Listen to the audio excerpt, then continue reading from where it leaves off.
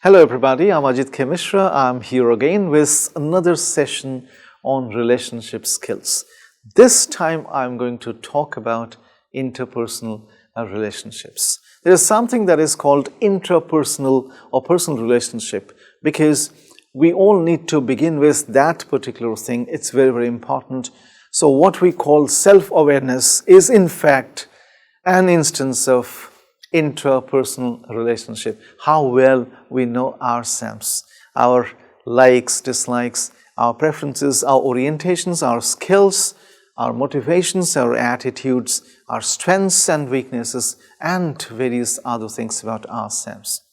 So once we know ourselves very, very well, we can now move out of ourselves and reach out to people around us. So interpersonal skills are very, very important because we need to build relationships with people around us, and because we cannot live alone. We are wired in that manner so that we enter into some kind of relationship with people around us.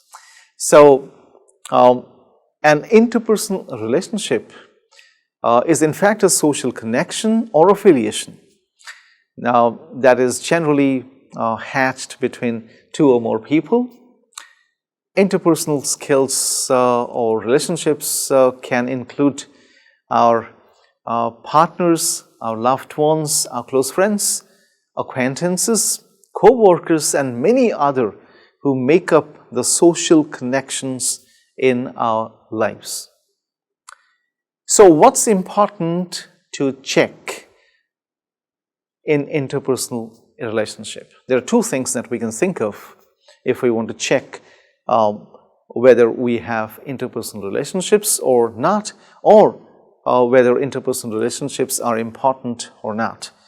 The first is how we connect with others and how others connect with us.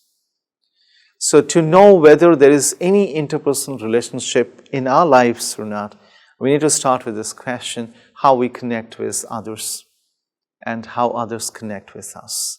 So the moment I find an answer to this question, I can think of my interpersonal relationships. The second question is it an uninterrupted flow of communication and a deep understanding of one another? How do we connect with others? Of course, through communication, through interactions, through transactions. We communicate, we connect with others, and others also connect with us in the same way.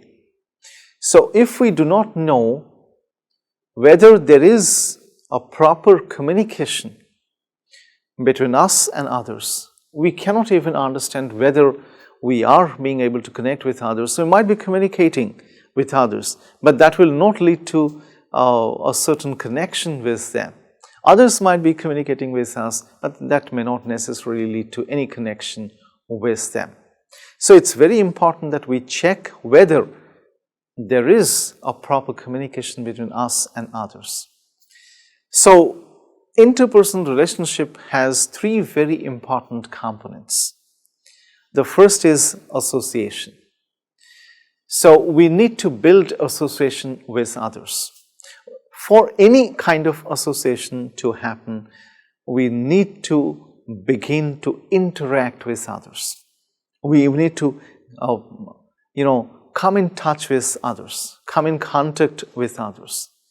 So an interaction will lead to some kind of understanding. People get to know themselves slightly better. So interpersonal relationship is heavily dependent on association. So when there is an association between people, it will mean that they have the right kind of interpersonal relationship. Similarly, affiliation is very, very important. The sense of belongingness is a hallmark of any interpersonal relationship.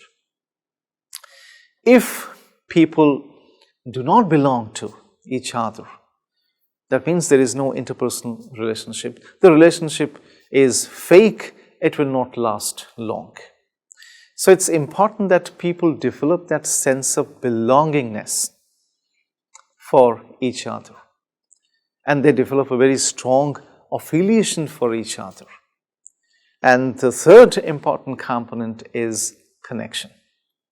So connection is at the core of all interpersonal relationships, because until and unless that connection is felt, that connection is established, no interpersonal relationship can ever happen. So how do we connect with people? Are we connecting with people in the right manner? Are people connecting with us in the right manner? Are we allowing these connections to happen between us and people around us?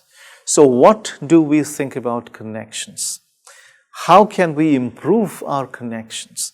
Are some of the questions that we all need to ask if we have to find an answer to this particular important component of interpersonal relationship, that is connection. So how do I connect with others? Do I make them comfortable? Do I value their opinion, their views, their thoughts? Do I respect their privacy? Do I acknowledge their abilities? Or do I recognize their capabilities? Do I show my care for them? So connection is not about communication. Connection is much more than just communication, because while doing communication, we may think of exchanging words and phrases. But if we do effective communication, proper communication, we mean that we are establishing connection through communication. So that's the right kind of communication which establishes connection. So there are different types of interpersonal relationships. We all know that. So it can be a family-oriented interpersonal relationship. It can be a friendship, an interpersonal relationship with friends. It can be a romantic relationship in which partners from the opposite sexes come together and form an interpersonal relationship. Or it can be a professional relationship which requires a professional communication and then employs small group communication and various other types of communication, so that an association can be formed, affiliation can be ensured, and connection can be established. So for our purpose, we'll be focusing largely on professional interpersonal relationships in this session. So to understand relationships better, it's important that we look forward to the Levinger relationship model. According to the famous psychologist George Levinger, every relationship goes through 5 distinct stages. So let's start with the first stage Levinger has proposed.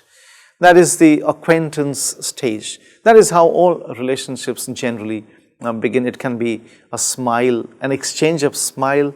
It can be a brief introduction. For example, I'm at the airport. I can meet somebody who is sitting beside me. I can just say hello to the person, and the person can reply in the same coin. I can bear a smile on my face.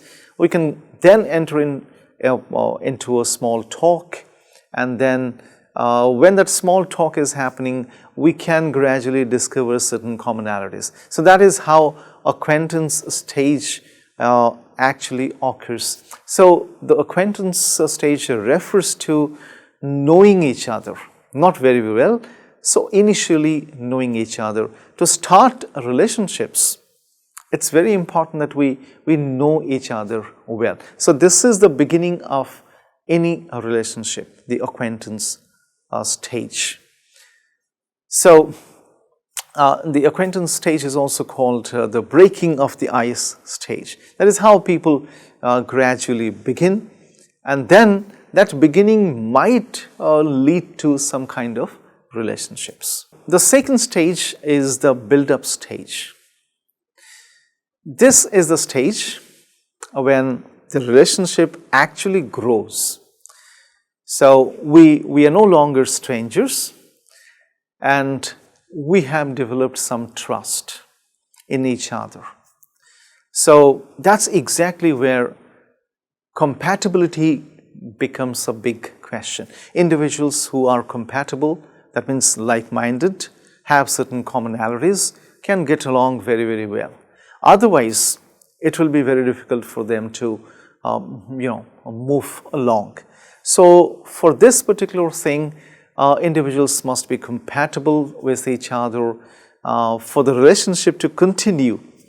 So, the build-up stage in a relationship is often characterized by individuals who come a little closer, they become passionate and develop stronger feelings for each other. It can be between co-workers who would like to know each other better. It can be between partners who would like to know each other very well, who would like to take their relationship to the next level.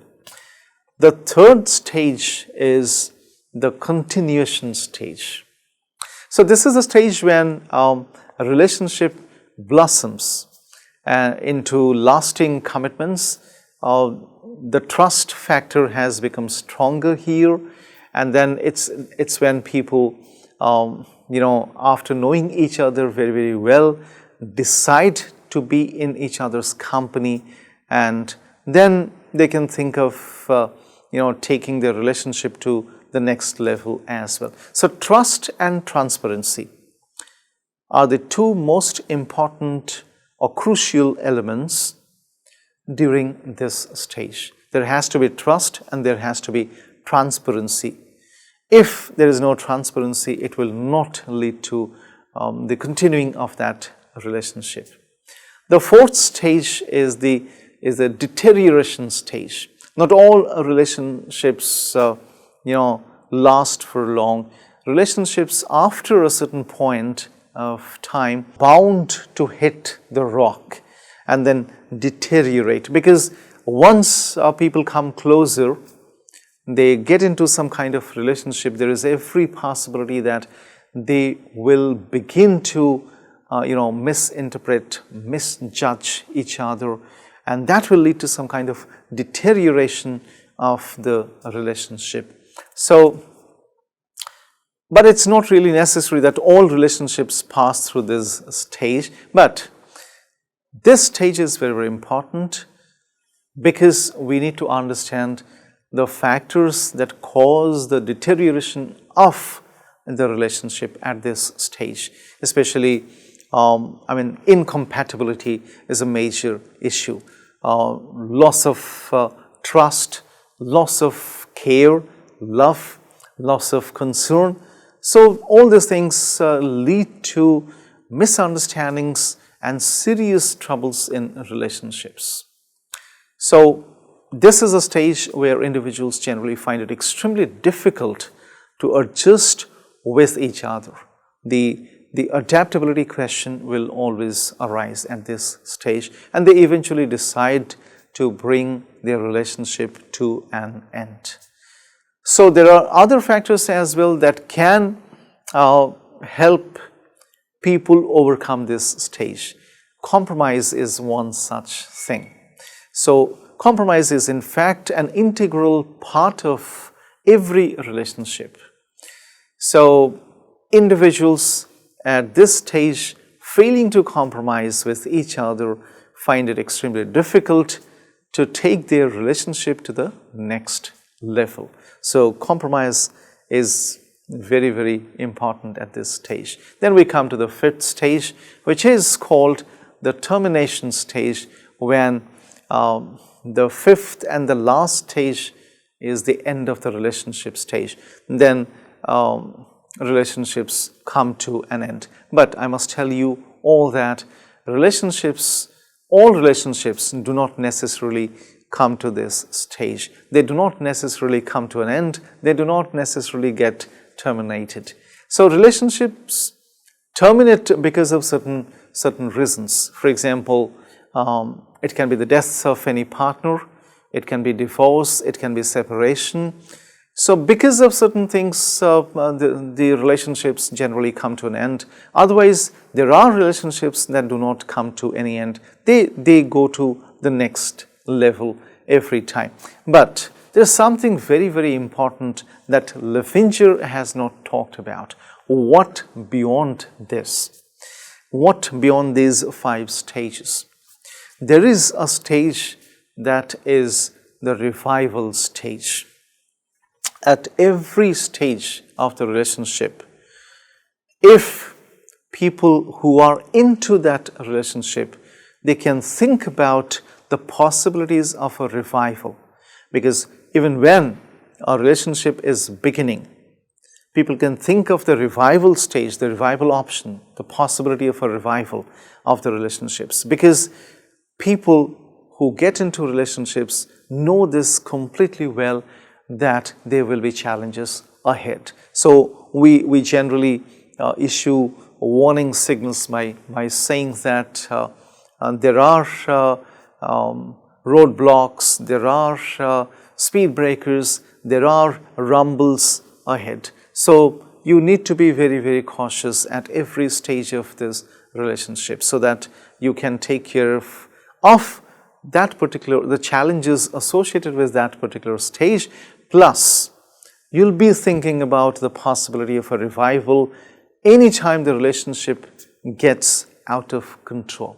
If interpersonal relationships at workplaces do not take care of themselves, do not keep the revival option open, they are also bound to pass through these challenges. So that is all for this session. I'm sure you have taken note of the things that I talked about.